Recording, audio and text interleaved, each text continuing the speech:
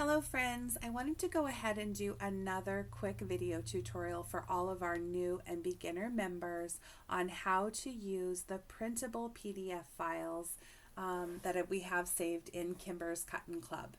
So over the last year or so, I've actually had a handful of people reach out to me and ask if I could convert the SVG file over to a PDF printable version so that they could use the pattern to cut with their scroll saw or their jigsaw or even a bandsaw.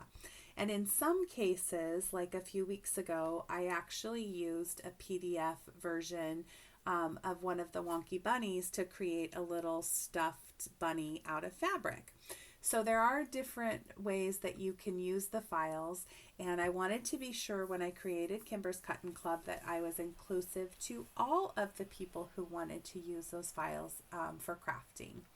So I'm going to go ahead and start from the very beginning, and even though some of this may seem very basic, I wanted to start from the beginning so that any new person coming in just learning to use their jigsaw or scroll saw or wanting to learn how to save the files had all of the information that they needed. So I'm working from my laptop, and so you have a view of my desktop. I always work from my laptop when I'm doing things like this, so I can't really be helpful if you're working on a phone or a tablet. So I can help you find that information, but today this is what I'm going to show you. So I always create a new folder on my desktop if I have a new series of files. So we're just going to create that folder and call it Cuttin Club. And if I did that too fast, what I did is I right-clicked, go to New, and create a folder. Okay, we'll just go ahead and delete that one. So now we have our Cuttin Club folder that we're going to save all of our files to. You have to remember that the files are actually only available from the 1st until the end of the month. So you want to be sure that you save those. Even if you're not ready to use them, you want to go ahead and save them to your folder so that they don't get, you don't miss them and they don't get lost later. Okay, so then after you've created your folder, you're going to come over to the Kimber's Cuttin Club group, and I want you to look at these tabs right here. Now you're actually looking at the group from the admin side, but you should still have all of these tabs. And for some reason, whenever I go to upload a file, it creates an entire post for it, and I'm not sure why. But then those are going to just kind of get lost in the shuffle. So you just have to remember that this tab right here that says files, all of those files that I share to you in the group are going to be saved right here. So we already went over the SVG version of how to save those. So today we're going to work on the PDF files. So I'm going to go ahead, I think the tiered tray set. Well, actually, let's do the door hanger because I know this one is going to have some pieces that need to be put together.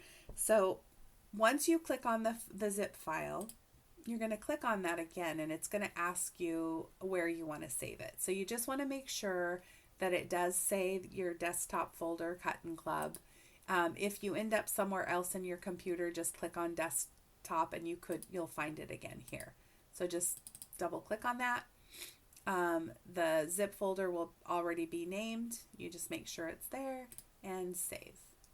And then you can close out and you can come back over here to your folder.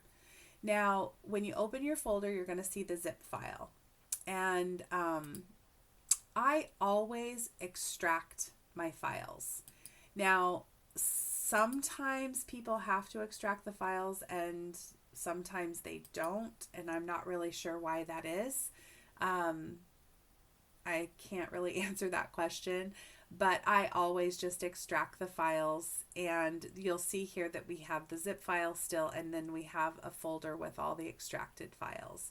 So we're going to go ahead and click on the extracted files, and you'll see that I have them named, and I try to name them in order. So there is where's body, page 1. So this one is the door hanger body, page 1, body, page 2, and body, page 3.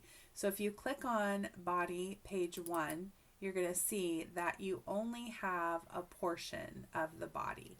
And that is because when I save these, I only have that 8.5 by 11 area to save that. And sometimes the file or the piece is bigger than that.